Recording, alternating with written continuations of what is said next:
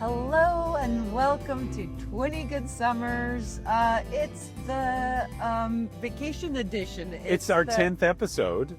It's our 10th, and in honor of our 10th episode, we're doing this one in a car. This is insane. I can't believe that I'm keeping my eyes on the road, friends. I'm not interacting with you. I may do that every once in a while, but mostly trying to keep my eyes on the road. So I'm here to tell you, for those of you who are listening to this on a podcast thing and you're not watching this on YouTube, Jeff and I are sitting in our rented car, and we're going down Highway 80 from Kearney, Nebraska to Lincoln, Nebraska. And you might be asking yourselves, as were we a few days ago, what the hell are you doing there, people? What are we doing here? Why did we come to Nebraska? That is such a splendid question. So we have friends, Sheila and Michael, and Sheila is a wonderful public art sculptor who made her bird sculpture for Kearney. It's a sculpture garden, and she's really into birds. And as she was making her sculpture for this sculpture garden, she found out that that the largest migration of sandhill cranes gather in Kearney, Nebraska at a certain time of the year. And there's literally like 500,000 of them that gather in like just a small spot on the river. And it's an incredible sight. And then she's sort of been trying to talk her friends into coming here with them, which they did last year. Actually, she and a whole bunch of friends came here last year, and they did. I think the New York Times wrote an article about this. This is how exciting it is. We didn't get to go last year because I had a work commitment that stepped on it. But so we came this year. Now, I have to say, I never really thought much about Nebraska, not of Nebraska. I mean, Nebraska. Well, you've never been, right? I've never been, and I never really had a reason to go. Never really thought, oh, there's something in Nebraska that I really need to see. I mean, the largest ball of twine is tempting, but not tempting enough to actually make it all the way out to Nebraska. Sure. But so Sheila and Michael lured us over, and we spent a few days in Omaha and saw some fantastic world-class museums, and got to know this phenomenal artist, ceramic artist, June Kaneko. And his wife, Ree, who helped run this incredible foundation. Yeah, an artist residence foundation called the Bemis, which has produced a lot of splendid art. So we've been sort of embroiled and just like in these experiences. It's all been like art, incredible art, great food, and then these nature experiences. Right. And so what we decided, one of the topics that we wanted to talk about on this podcast was the idea of being game, right? Being up for anything. It's a quality that was one of your 4 pillars, right? You wanted a partner who was intellectually curious and courageous. And those two things to me combined this quality that I found important, which is to be game, to be interested in the world around you, and to take on to do things that you haven't done yet, and that requires a certain form of courage. Yeah, we were talking earlier. Don't run over those two guys. Don't run over these two guys. Okay, no, great. definitely not going to. Good. We cleared that. We're but, right now in a part of the road where there are lots of orange cones and people working on the roadside. Not anymore. We're done with that. And we're done with it right now. Okay, and we did it. No podcast has ever done this, guys. We're breaking new ground. No, I'm just going to say it and then dare someone to contradict me. Oh, okay. So this goes to when a friend who is a sculptor and her husband, who is a native and passionate Nebraskan, and a fantastic writer, when they say to you, do you want to come see the sandhill crane migration in Kearney, Nebraska? There's a temptation to go, what now? Or, nah, that's okay. I'm not particularly interested in birding. Why would I want to do that? But if you are game, you're up for anything, right? Maybe that'll be an experience that's life-changing. Like, what must that be like? thousands of people turn out to see this every year. Birding, I learned, has become a huge thing since COVID. Yes, I had And no idea. I will say, having spent an evening watching the sandhill cranes land on the Platte River. Okay, and I'm a photographer, so of course there's an opportunity to make pretty images, right? But having experienced the sensorium of these birds, you know, these lines of birds in the sky descending and joining one another, and then the cacophony of birds. So having seen that, and then gotten up early in the morning to see prairie chickens. Prairie chickens. Did you ever hear of a prairie chicken? No, I haven't either until I came to Right. Nebraska. And just let me say that the cranes, watching the Yes. cranes happens in the sunset, because in the sunset they migrate from the fields where they have been looking for nice little tidbits to eat, and they fly over into the river to be safe for the night, because in these sort of river shallows there's there's no danger. They're safe from predators. Exactly. Yeah. And I mean, and it's thousands and thousands and thousands Hundreds of of thousands. And in the sunset, it really is kind of an other world. As I kept saying, it was sort of like a religious experience, almost, in that it sort of defied your expectations or your comprehension and the size of it. Yeah. And it was an experience in which nature just takes over and does its thing, and you just have to go with it. Like, there's nothing, you have no control. You're just there to witness. Well, and they're not there for you. They've been doing this for tens of thousands of years, and they're going about their business in their alien way, and they're talking to each other in their alien so bird much language. chattering. And we're peripheral to the experience. We're observers, and it was very moving. So we do that, and then on a And sunset, by the way, yes. it was fucking cold.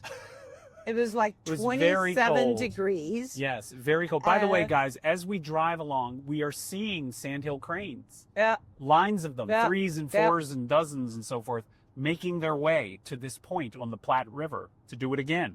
Yep. They're Because all they over do this the every fields. spring. So that was that. Can we move on to prairie chickens? Prairie chickens look like bunny rabbits. Who knew? And the males puff themselves up and strut about because they're the ones with the plumage and so forth, and they are trying to attract the attention of the very bored, listless females who are looking around like... They sort of just walk in Yeah. and they're like, oh God, you are so full of yourselves. I can't bear it. And then they just walk away. But the thing that made us laugh, okay, we got up at 5 o'clock in the morning to do this. And again, it's incredibly cold, and you're in a blind, which in this case was a horse trailer with office chairs and quilts and a slot cut in it so you don't bother the birds, right? And the males, in attempting to get the attention of the females, do this little disco dance in front of them. It's the Like, cutest they thing. come up and they go da-da-da-da-da-da, and they kind of try. And they stomp their and little they stomp feet. and they puff and they stomp, and meanwhile the ladybirds are going, Yeah, whatever. Seen Seen it. it all before. Seen it. Don't care. it was hilarious. But again, kind of moving, because a whole ritual is unfolding that is not, it's not human. And I don't know. I don't know. And yet it is very human. I found it That's the funny part. anthropologically. I found it very much like a night out in the bar.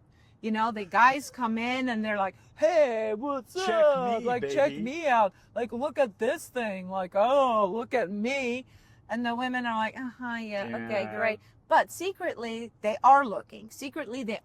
And they're going, So if I had to choose, I guess I would take that one over there. We had one rooster, Yes. one prairie, who discovered that if he jumped up on top of the like above us. on the tin roof of the horse trailer and did his little disco dance and his puffing of his cheeks up there, his footsteps would be amplified by the tin roof, and it drew everybody's attention. Especially the ladies. Well, yeah, and the ladies were like, "Oh, well, So look he probably, at that." and we could hear him drumming on the roof above us. So he clearly scored some points with the ladies that day. Yeah, he was the biggest and the loudest for sure. Yes. So anyway, so this was all like nature. And honestly, please don't get insulted by my saying this. I grew up in a small Renaissance town. I am a girl who likes to visit castles and listen to classical music and sit at home and knit and read Victorian novels. So sandhill cranes, prairie chickens, bison, I'm like, yeah, whatever. That's like for you nature lovers. But when Sheila and Michael said, hey, do you guys want to go? And my first instinct is always, not really, but I keep this in my head. I don't say it out loud. And as soon as my brain reacts with, not really, I think, oh, you're saying not really because you have not experienced it yet.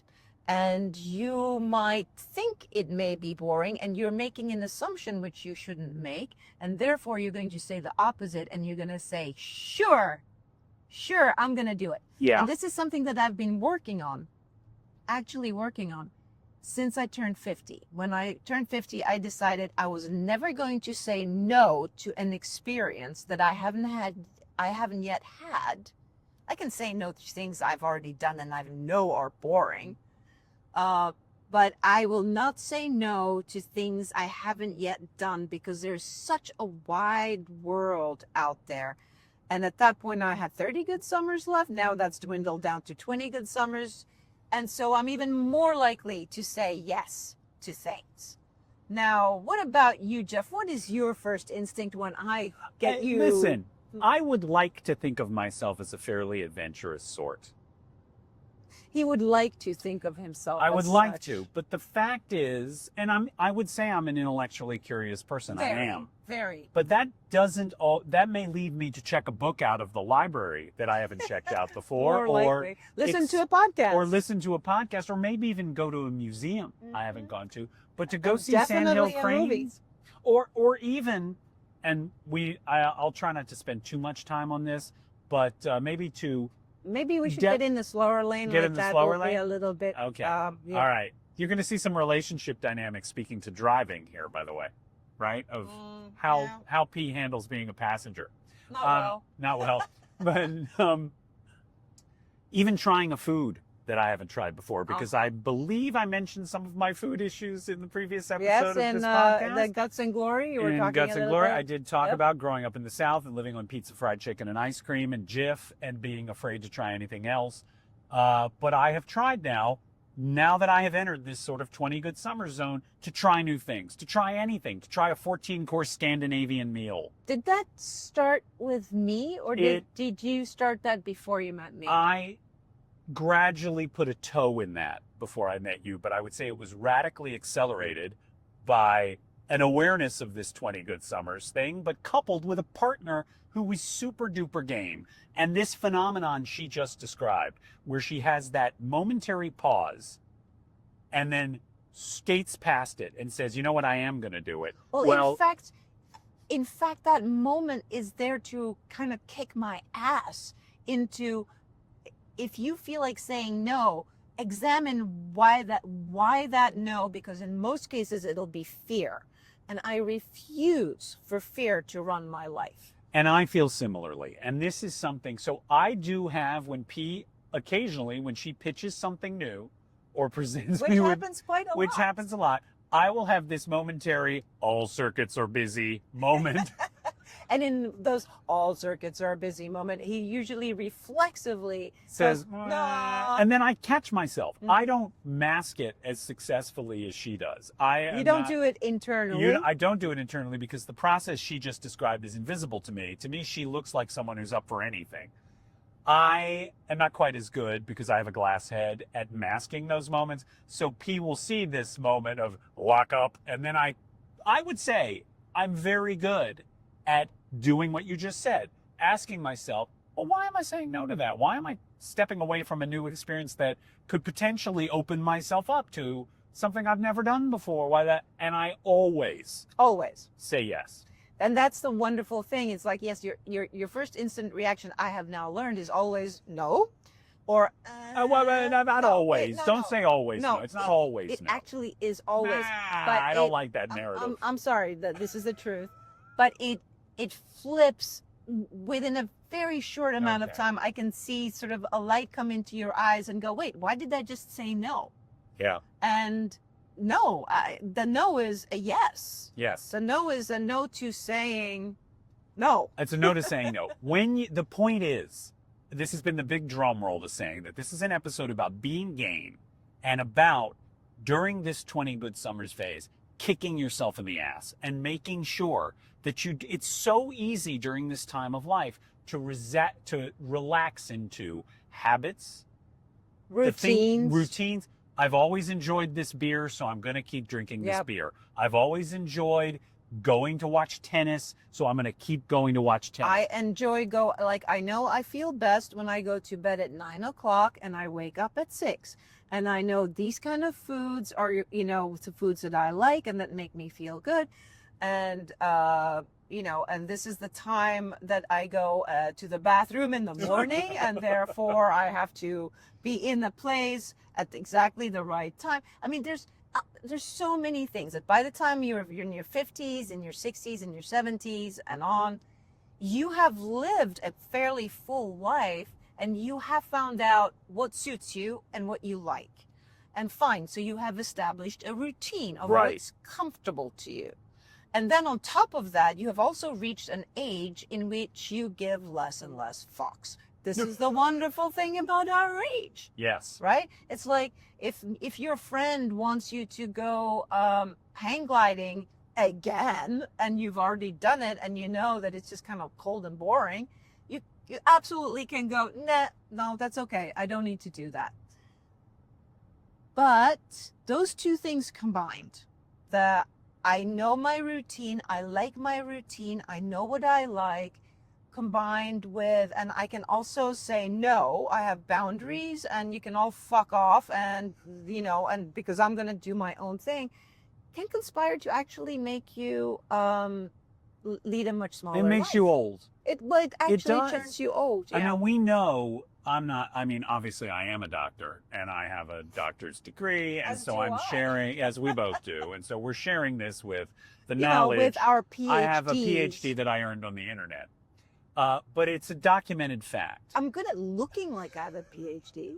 If I put on my glasses on, I look really smart. Yeah. Okay, it's a documented fact that keeping, I don't want to say dementia at bay, but keeping your brain active is good for you, and it enables your brain to stay active into older age. Okay, so continuing to push yourself and stimulate yourself and try these new things is good for having a long and vibrant life. Well, it gives you more summers. It gives you more of those good summers. Yes. Now, understood, some people, we are, again, uncommonly privileged? We're uncommonly privileged. We have the money that we can make these kind of trips.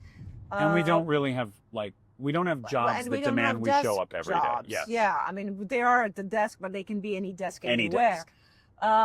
So that is true.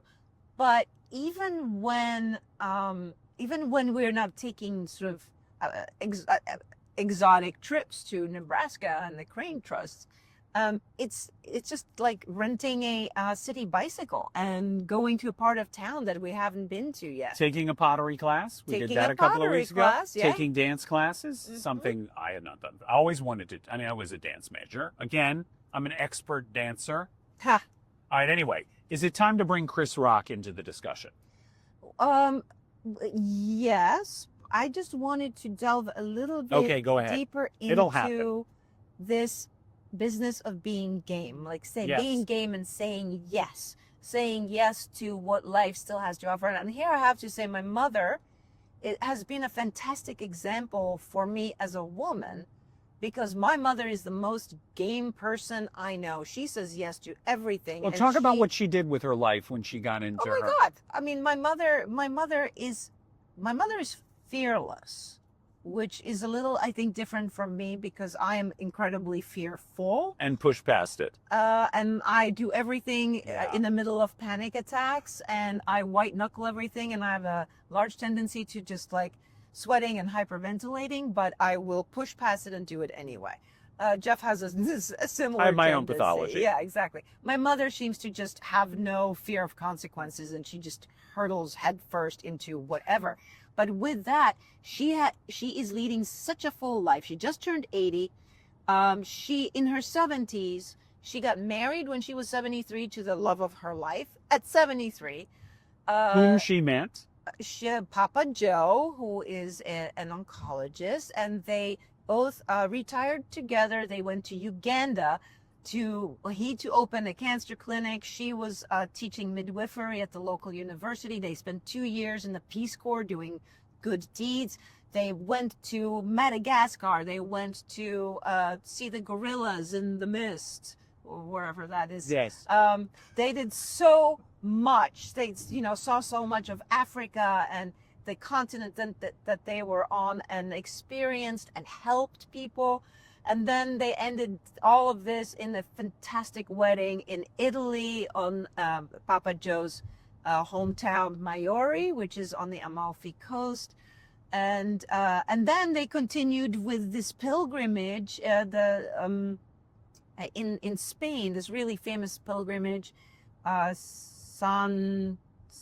Santiago del Compostela. Okay, don't. Yeah. Anyway, you religious people will know what I'm talking about. These are two people in their mid-70s with their backpacks trekking for like hundreds of miles. Yeah. From monastery to monastery, sleeping with hundreds of other people in these monasteries, and just having the time of their life. And they have not stopped. They are just, they're at the opera every night. They're taking trips. They're skiing. My mom just had she had her hip replaced, and then she fell down the mountain. She's fine. They just keep living it up to the fullest. And so this is about being game, right? Yeah. But it's about being game, but it's also about having a partner that's game. Okay, go ahead. It's about finding, being so lucky as to find your perfect playmate. Yeah, and that is such an incredible gift. We've alluded to this on the show, but we didn't always have partners who were as game as this. And so having like a co-conspirator, a playmate, someone, it's so much easier to take risks when you have a buddy. When you have a buddy who's going to take that risk with you, who's going to, go see the Northern Lights in Iceland with you. And the experience we talked about this in our very first conversation that on FaceTime before we ever met, that experience is enlarged and amplified by sharing it with a partner, and a partner who, listen, I wasn't going to truck myself to Iceland by myself. I had a trip booked to Antarctica. I was going to go to Antarctica with my cameras all by myself. Get in the slow lane. Get in the slow lane. Well, no, then I'm going to end up behind that truck. Okay, so get in front of that truck and then get in the That's slow what lane. I'm going to do, lady. Lovely. I got it. Thank you. Okay. So I was going to do that. But then I looked at a video that someone took on this trip, and it was all older couples. And I was like, I don't want to be the depressed old guy by myself on the trip. If you can do that, God love you. Yes. I mean, really, Then I you're admire. an eagle. Yeah, you're an eagle. I admire men and women who can do that. I think that's fantastic. I greatly admire it. I am really not that person. Photography, as I may have mentioned on this podcast, for me, is a way to kick myself in the ass and get myself out on bike trails and hiking trails, and maybe occasionally going to a place by myself. But it's hard. And so the incredible gift of finding this relationship in my 60th year has been having someone who helps kick me in the ass and helps say, Sandhill Cranes? Hell yeah. All right, let's do it. And so that is a wonderful thing for us. Now get in the lane. Yeah, do you see what she's doing, guys? All right. Just gently nudging him because he's kind enough to drive all these long distances. I do. Oh, look what she just did. That was great. You've been driving at 5 o'clock in the morning. We're all exhausted. Absolutely true. You've done some really good work on the roads. Yes. Yes. And I, of course, I was, as most of you know, I was married for most of my life to a man that I adored and that adored me for a long time. But he was not a play friend. We met when I was 19 and he was 40, and he was fully grown and I was still kind of a kid. And so mostly what we did was what he liked. And he liked right. a lot of really wonderful things. You know, I certainly had no objection to going to Paris and shopping, or London and shopping. It was really fun, or Rome and shopping. My husband had fantastic taste and he liked to shop. And it was great to like go to places and look at beautiful things. And, it was one kind of travel which I really enjoyed. He did not enjoy my brand of traveling, which was more, oh, let's rent a, B&B and let's rent an apartment and stay and go to the supermarket and sort of feel like we are at home here. And a little lower key, that was not actually the times that I did it. He would actually complain a lot. And this is the thing, just to flip the polarity for a minute. You and I both had relationships in which our partner was willing to go along with it, like willing to indulge, whatever. Sort of. Willing to indulge? That's not fun. Well, it's not fun. Okay, and we spoke about this a little bit earlier on this morning as we were driving to see the bison. Yes. Which is, so your partner is sort of humoring you, but the responsibility of the trip is on you. So say that you would love to go and see a field of pink flamingos in Florida. Like you think, like what a wonderful thing that would be. And your partner is like, I really don't care, but because I love you, I will, okay, we'll go and see the pink flamingos, but then we'll also maybe do what I like, which is, go to a really cool Art Deco bar in Miami Beach. Say that's your thing. And then you get there and the hotel by the pink flamingos is not quite up to the standards of your partner. They don't like the food. The pink flamingos are dirty and they don't look all that pink. And suddenly it's kind of like you made a bad decision. And the fact that your partner is not enjoying themselves is your fault. This is how I would take it. Oh, same. Like it just. And it's like and I understand this is called codependency. But how can you manage to be happy if your partner is not happy? Right. This is what I don't really know how to balance. I will say this. The relationships that we forged were constituted that way. So that we were responsible to a very great degree for our partner's care and feeding, entertaining, keeping them happy, keeping them stimulated. Making sure we were in the right hotel room and that we chose the right restaurant, etc. And when that works, you feel like a hero, right? You feel amazing. You feel amazing for two. But when it doesn't work, you feel shitty for two. Okay. And know what? I have to remember that mostly when that happened to me, I never really got to be the hero because my partners would always find something wrong with it. Oh, well, so it didn't happen all that much. So it didn't really happen all that. I didn't get to be the hero very much. But when he picked things, I would always like it. Like I never had, I wasn't so set in my ways, perhaps. I was a little bit more flexible. And that was probably also what, was part of the attraction to me is that I was game. Yeah. Now, I will say this. We know couples who have been together a long time, who have decidedly disparate interests, okay? And in many cases, couples who have been together 30 years, right? And they make space for each other's interests and they don't feel bad. I have a friend who loves to sit, when he goes to a museum, he likes to stand in front of a painting for an hour. Yeah, that's a long time. When we met in college, and when we went to the Boston Museum of Fine Arts, I quickly discovered that this guy wants to sit in front of a painting for an hour. I am not that person. So I would get like edgy and uncomfortable, and I didn't know how to deal with this. Well, his wife understands that that's what he wants to do. So when they go to a museum, they do one pass on the cruise, and then they part, and she goes shopping, or she goes back to the hotel, or she goes swimming, or she does whatever it is she wants to do. And then he goes back through and spends an hour looking at each painting, and they meet up for dinner.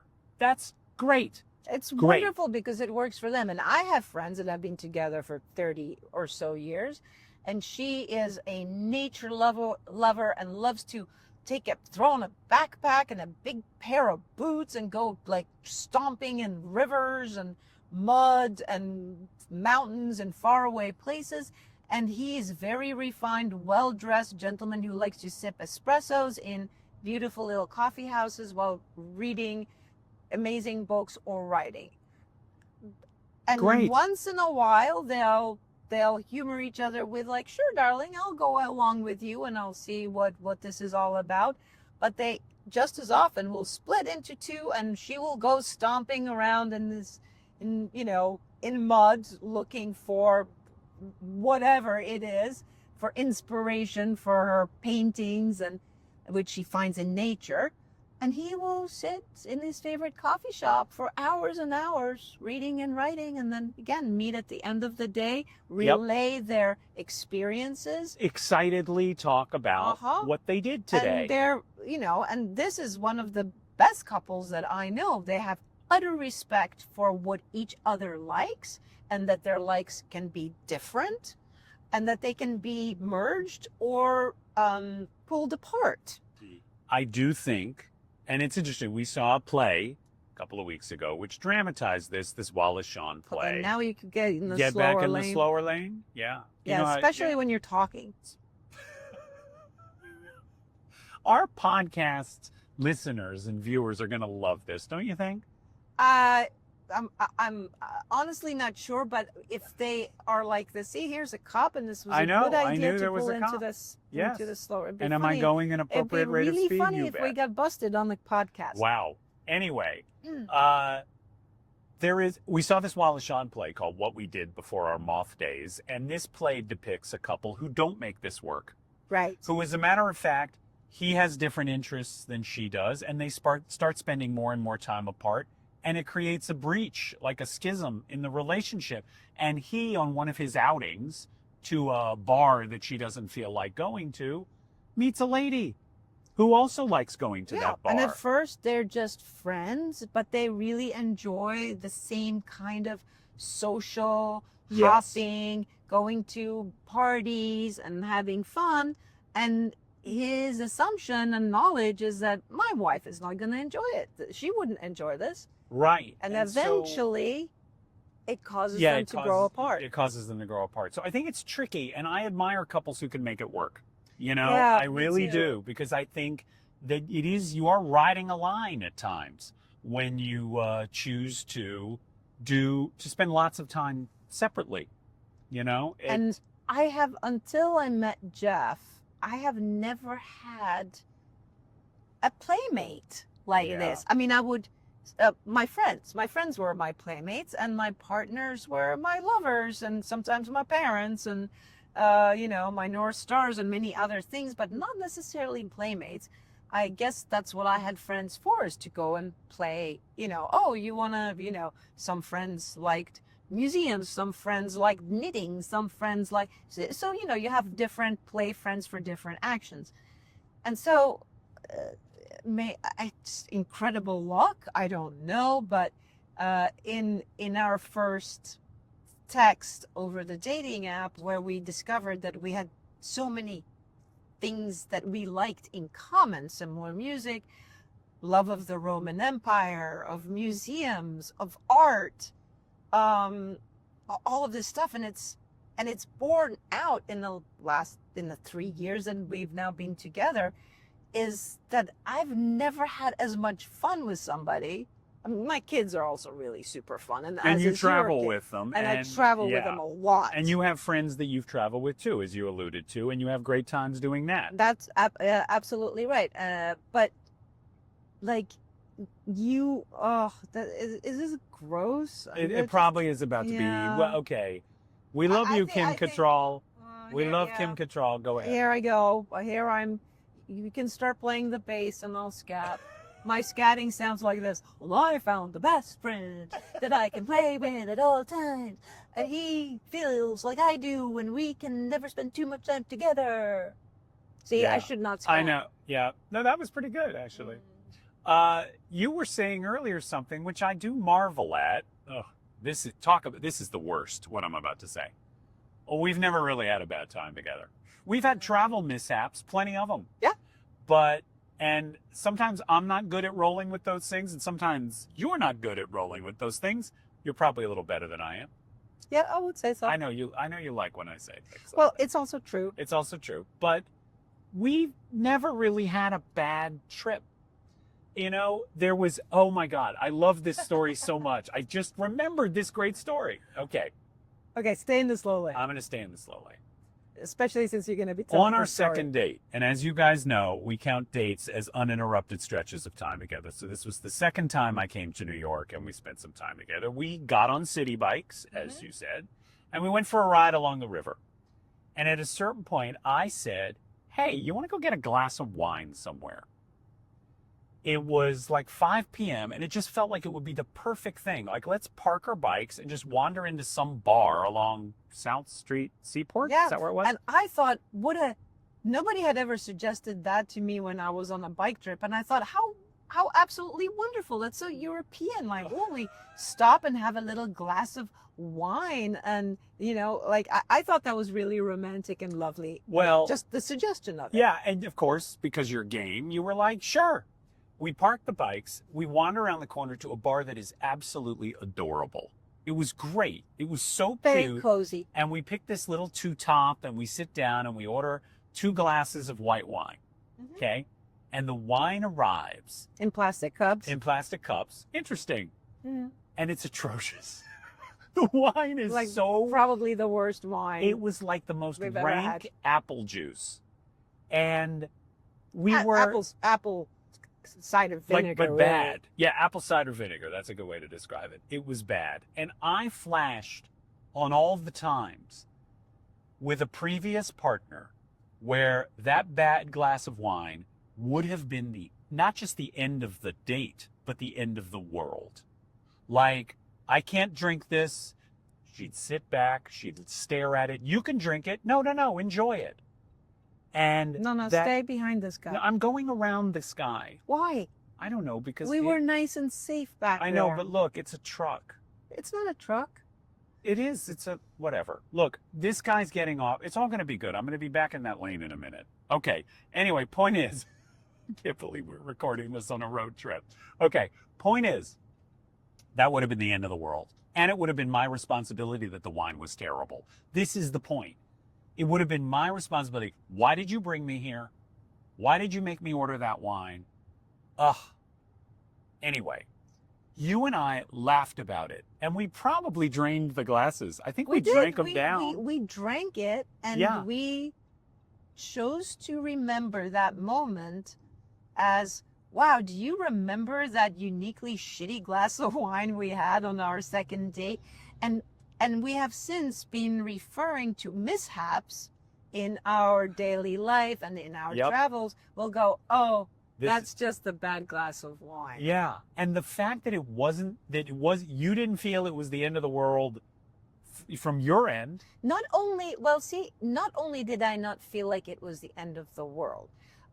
We sipped the wine, we looked at each other, and we were equally horrified at this terrible wine. And then I sort of realized, because like Jeff, my previous partners would have gotten upset, and they would have gotten upset, and I would take it personally. You would think they were upset with you. Yeah, I would take it as though this was Yeah. my fault. I picked the wrong bar. I picked the wrong wine. And this is on me. Like, I don't have to personalize it this way, but this was me my entire life until very recently. Yes, same. So I would personalize it, and I would feel like a failure, and I would feel like I wasn't worthy of loving because I can't even find a decent bar with a decent glass of wine, and I'm torturing my partner, and I'm putting them in a situation that is awful for them, and that makes me a bad person. A lot of unhealthy stuff going on here. I wonder Clearly. if anyone in our audience can identify with these feelings. I'm curious. I'm curious Yeah. as to how many people feel this way. So do please write to us and Yes. let us know if you Yes. have these kind of feelings. But it was so liberating. But what we discovered Yeah. was that we both had a sip and we both had this instant like guilt. Oh my God, you're going to hate me now. And Yeah. we both voiced it, and then we just burst out laughing. And we're like, oh, that's not going to happen with me. This is not your responsibility. It's not my responsibility. We just, we made, together we made a bad choice, and it ends up being kind of hilarious. Yeah, and we were we referred to that. It's so funny. I haven't thought about it in a while, but it was such a signal moment early in our relationship about the kind of partnership and the kind of partner we had. Where it That's wasn't, right. you weren't going to be knocked with a demerit because you picked the wrong bar and ordered the wrong glass of wine. And it shouldn't be your responsibility. By the way, like it isn't. Well, it isn't your responsibility. No. The thing is, though, nobody said it was. No, we made it. We made it ourselves. And this is the wonderful thing, again, about being older, about being 60. I'm going to be 61 soon. Is that I finally now realize that it's not my responsibility to make sure that you're having a good time. But Yes. if we're away somewhere and you're having a miserable time, I'm not entirely sure how to make my time good, because if my partner is not happy, I have a hard time being happy. Well, what's incumbent upon us is to communicate better. Like I remember when we were on our road trip in Europe and we were like, we got to go to Munich. Like it's such an amazing city and there's so many things to do and see there, and we're going right by it. And, we're in Bavaria and we're improvising and we're seeing the signs coming up that say Munich X number. Do you see what she's doing? Those of you who cannot see this, I am just gently letting nudging Jeff me back know to the right lane. Yeah. Okay. And we see it coming up. And then I think you said in this case, should we just skip Munich? Should we just skip it? We don't have to do that, right? Like the thing is, we don't have to. We don't Nobody is have to. holding it over our heads. No. And like what? People were going to damn us for visiting Bavaria, and we'll go some other time if we want to.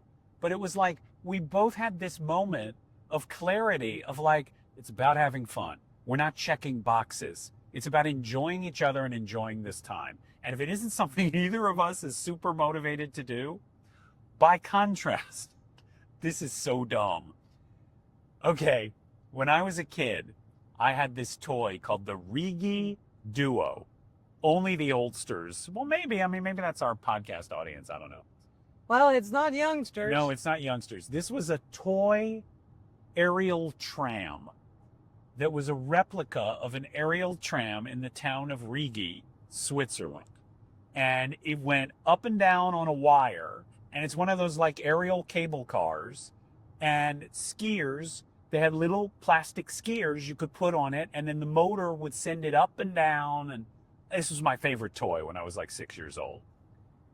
On a later part of this trip, I see the town of Rigi on a map.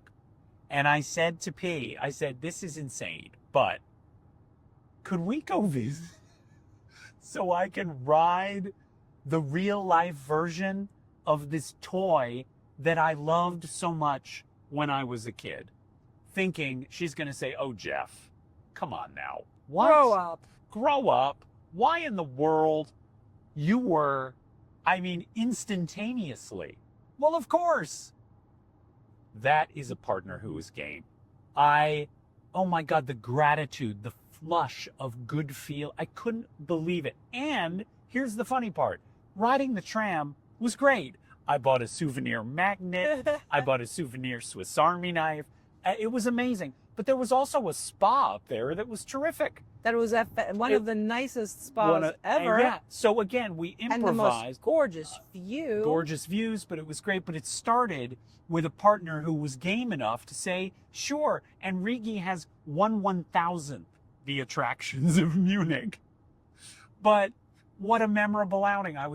You're amazing. That's it. Oh, well, thank you. But again, in you, I have found like I do tend to come up with the ideas of You like, are oh, great at well, inventing, yes. because I think that's always been kind of my nature, is that if I feel like getting bored, or I don't have enough excitement in the life, I know how to I Kick know how, yourself in the I ass. know how to kick myself in the butt. Yeah, I do that a lot. Like, and I understand, think I learned this early on in childhood, that nobody's going to do anything for me. Right. So I better do it myself. Yeah. And so I come up with ideas, and yeah, sometimes it's just a bike ride, and sometimes it's we walk to the park, or let's go, to the museum, or just basic, or just like let's have dinner in this little restaurant that we passed the other night, and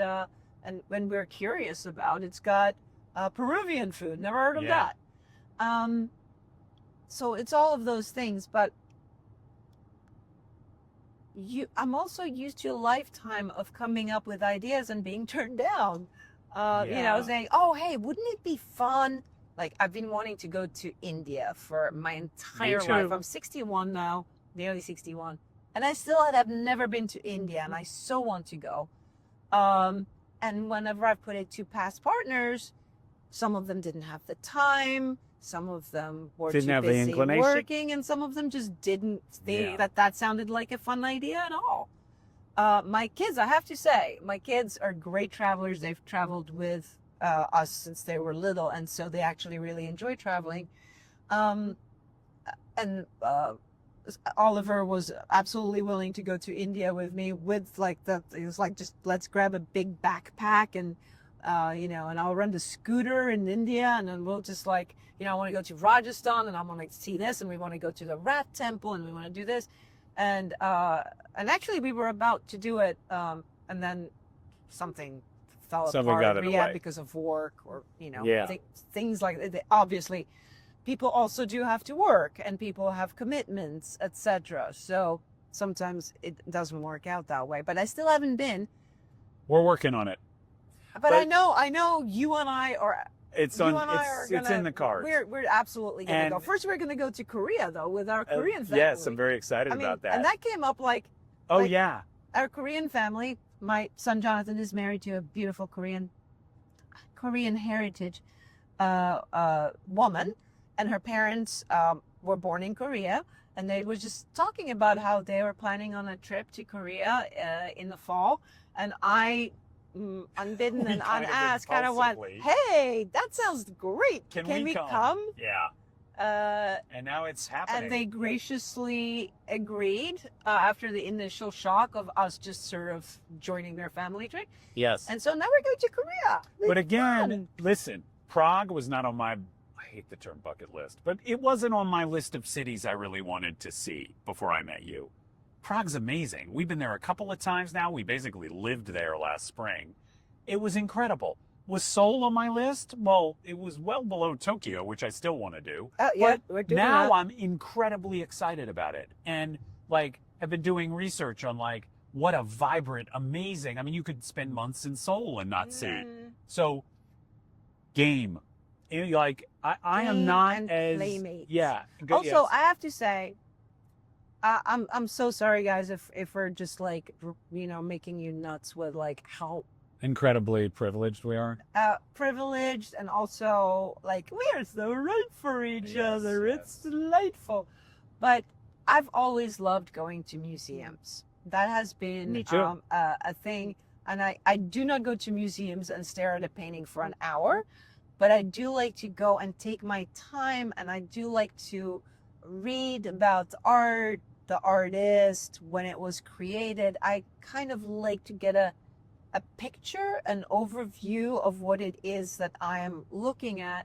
And some of the partners that I've been with would say they like museums, but they sort of like to just kind of walk through it and go, okay, cool. I saw that. Can we do something more fun now?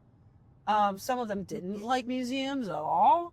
Some of them said they liked museums and turned out didn't like museums. They're all different variations, and so I still have this leftover when we go to a museum I knew together. you were going to say this. Yeah, I have this leftover of like, I walk and I'm looking at paintings and I'm reading and I'm enjoying it. And then I look over at Jeff and I think he's really bored and he just wants to get out of it and he's just doing this to please me. Yeah, I remember a time when we were walking through, I want to say it was like Vienna or something.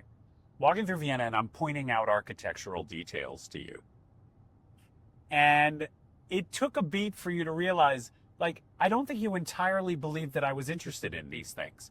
I think you thought that I was doing this to entertain you, to indulge you. No, to woo me. To woo you. Yeah, that's exactly right. You thought it was like wooing behavior. Because that he this can't is what possibly, This is what I have seen before. And when I was dating, all these guys, I guess, would be on their best behavior in order to woo me. So they would pretend that they enjoyed the same kind of things that I enjoyed. And of course, you know what? In return, I pretended that I enjoyed freaking baseball, which I most definitely do not. But I will say, I also didn't enjoy American football. I thought it was a really kind of a dumb game where guys just kind of run into each other and they're not even particularly graceful. Well, having met him, he introduced me to a TV series, Friday Night Lights, yes. which was so brilliant that it actually made me understand football, get into football. Now I have my own football team. Who's your team, baby? Go Buffalo Bills! How about that? Who's your favorite player? Oh, Josh, but they didn't do so well this year, and I'm very disappointed. But your team won, so, you know. Seattle Seahawks, my team won. Exactly. But anyway, so, and I do feel, and again, this is part of being game. When you meet a partner and they have something that they really love to do, I think it's really cool to give it a chance. You know, you might find out that it's not for you, but give it a really good go and see that if you get enough information about it and if you sort of dig down and find aspects of it that please you, you might actually come to share this thing. Like, I'm now totally into football. I actually find it really fun to watch. A lifetime. Not all of it. I know, but a lifetime of dismissing sports in general. Oh gosh, I think sports are dumb. It's just guys running after a ball, and I think, why? But now I get it. You will hold forth on the finer points of certain offensive strategies or the 2-minute drill. Absolutely. And yes, you have a favorite player. It's amazing. There's a certain kind of like physical intelligence to sports and to watching these people perform. And it can be quite riveting. So I gave it a chance and it turns out that I really love it. So, and this is, again, a lesson to me. At the age of 58, I found out that I do, in fact, like football. So you could probably talk me, or I could talk myself into liking almost anything. Yeah, same. Really. My analogy. This is, okay, mushrooms. Mushrooms, it's a very good analogy. Go with mushrooms. This is so boring, though. No, it's okay, as I said, we started this conversation by talking about all my food problems. There was no food I had more of a problem with than mushrooms. The texture. Don't like the texture. Don't like the funky taste. Don't like truffles. How about that? I know. Wow. And I would steer clear, especially of button mushrooms. Oh, well, they are a worst. little bit boring. Now, look at the... Stay. I just had to get around to truck. Just stay within. All right. Do you know we only have 7 minutes left in this? Okay, well, we better hurry. I know, we better hurry. Okay, so I would, even in the early going in our relationship where I was wooing you and I was trying to show you how cool I was, I would still occasionally... Well, like you said, one of the things I won't eat is mushrooms. Yeah, I would say I have discovered I love truffles now. Yeah. I really love them. Yeah. I not only gravitate toward the truffle part of the menu because I know you love it, but also I have come to love it. And last night we had dinner with our friends. Sheila and I both ordered steak frites. She ordered it with button mushrooms, which ordinarily would have repulsed me. But I found myself looking across the table going, that might not be bad. I could have eaten that. I could have eaten that. So I started trying things that I had reflexively steered clear of. Do you know what sweetbreads are, guys? There's no food more scary than sweetbreads. Blood sausage. Okay? Lots of things I was terrified of. I have tried, and they're great. Sometimes I don't want to know the ingredient. I don't want to think about it so much. I just want to experience the taste and discover I like it. That was more boring than you in football, maybe. No, I don't think that's boring at all. See, I think that's another thing. It's like when you have 20 good summers left. And remember, this is just, I'm saying 20 good summers. Hopefully it's 30, 40, whatever.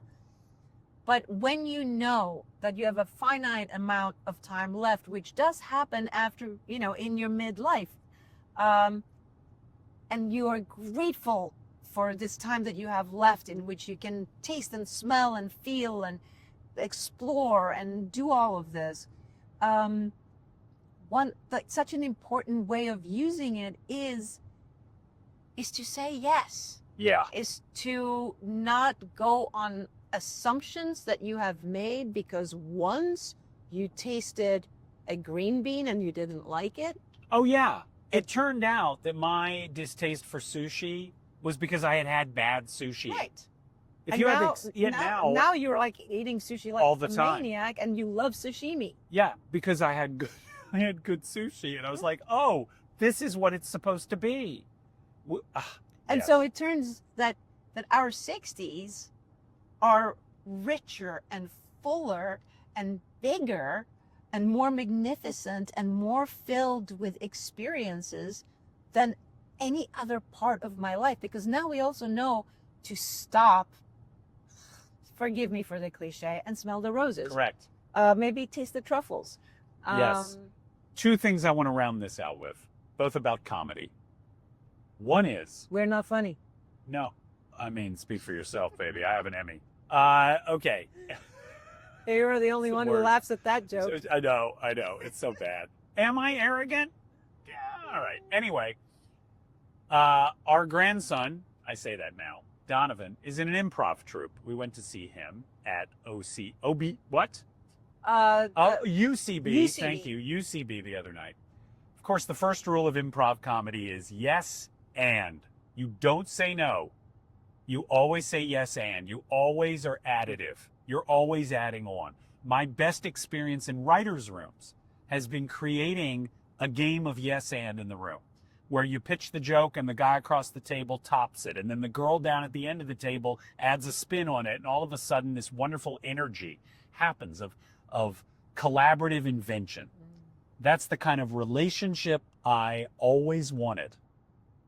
And it's the kind of relationship I always wanted. And I remember I was dating one guy who kept saying this to me because he was also kind of a writer in the comedic vein. And he would say, no, you always have to do the yes and, not yes but or no. Right. Yes. And I found it really amusing to do the exact opposite of what he thought I should say, because I think it just annoyed me coming from him. And also because I'm actually realizing this right now as I'm saying it. I always said yes and to life. But my previous partners had taught me that saying no, when they said no to me, it made me work harder. Oh. It made me grovel for the maybe or the yes. Dancing for love, right? I was tap dancing as hard as I could. And so I felt like if I said yes, but, it would make my partner step up and tap dance for me, which they never did. Instead, they just got kind of pissed off at me. All right, the final thing, because we're coming up on the end of our hour. I promised Chris Rock would put in an appearance. Oh my God, we have to. Chris Rock is very important to our relationship. Thank you, Chris Rock. Okay. You probably don't know this. And you this probably don't care, but look at this weird Conestoga wagon thing. That is really cool. This is a building shaped like in Milford, Nebraska. An enormous kind of covered Conestoga wagon, but it's Why? Actually a building. Yeah. I'm sure it's some sort of an off-road attraction. Okay. Don't look at it too much. In Chris Rock's special, Tambourine, I think I'm right about this, which is in some ways about the demise of his marriage. He talks about the two things he thinks you need to keep a relationship lively: sex and travel. Coming and going. You got to be coming and going. And it's interesting, again, a play that we saw that our friend Amy was in, a play called Dinner with Friends. Actually, it's a really good play. Really so good if play. you ever Yeah. if it's being played anywhere near you, catch it. It opens with a couple who have been together a long time excitedly recounting for their friends a trip to Italy and all the food they had and the restaurant they went to and the specific dish they had and so forth. And this Italian mama who Right. made her tomato sauce just so, and how exciting it was to see exactly. what ingredients went into it. And they spoke of it with such excitement and such enthusiasm. It was as though they had just fallen in love and they were talking this way about each other. Exactly. Because the thing is, 30 years in, it'd be great if your sex life is as vibrant and exciting and filled with the thrill of discovery that it was when you first met. That'd be great. Chris Rock's point was you have to keep having sex regardless. But in a lot of ways, travel and new, fresh, exciting experiences that you share sometimes step into the breach. That they give you that same sense of discovery, please. They give you a similar sense of excitement and heightened emotions. But you know what? That also sometimes leads to great sex. In exotic locations. Sex Correct. while traveling. Well, yes, because you're discovering new things together. And so sex becomes kind of like a new, sex takes on a new sheen and a little bit of Like like it's a little An bit more extra little- forbidden. yes. It's a little bit more undiscovered because you're doing it somewhere where you have Right. never been before. It's why hotel rooms are hot. Correct. There you go. Helmut Newton knew that. And we should do our next podcast should be on sex. I know we need to talk about sex. Do we? We do, because there's so much to talk about. Okay. Well, guess what? Our time's up. We did this. And Okay. the road so is narrowing. the road is narrowing. I am in the left lane right now, but there is some construction coming up. So where are we now? We're still on I-80 East in Nebraska and are about to get off at exit 395. Which is about 9 miles away. Yeah, Okay, so you guys can probably chart our path on a map if you're real 20 Good Summers heads. All right. Do you want to round out this one? You never seem to want to do that. No, I really never want to have the last word. But first tell them where Oh, okay. all Here the it is. usual stuff. Oh, I forgot to say that. Okay. Where can you find us? Well, we are 20 Good Summers Pod on Instagram. There you will see posts from us about upcoming episodes, images of our antics together. you really should get in things the of that slower nature. lane I right really now. should get in the slower lane right now. That was a good note, actually. 20 Good Summers Pod. The number 20 is always spelled out. You can go to 20goodsummers.com. That is the clearinghouse for all episodes. A little Links slower. to them, a little slower. There's a merch page. We got to order our merch, darling. Oh God, yes we do. Well, We got to do that. We have a merch page, and of course, all our episodes live there. There is also a contact form. If you want to send us your thoughts, we love the dialogue with our barbarian hordes of devoted listeners. no, Legions, no, myriad. no. Gaggle? Small elite cocktail party. That's right. That's the one you like. That's the one I Of like. devoted listeners. Yes. Go there, send us your thoughts, send us thoughts on episodes we've done and ideas for future episodes. Similarly, you may email us at 20goodsummers@gmail.com. Again, 20 is spelled out. All of those things go straight to us. They go straight to our inbox. We have no producer. We have no publicist. We read everything. So that's how you can get in touch with us. What else? And now it's like, do you have any last words? Yeah. Oh. Coming and going. Actually, I like that. I'm going to say it in a nicer tone of voice. Last words on this one is, guys, it's all about coming and going.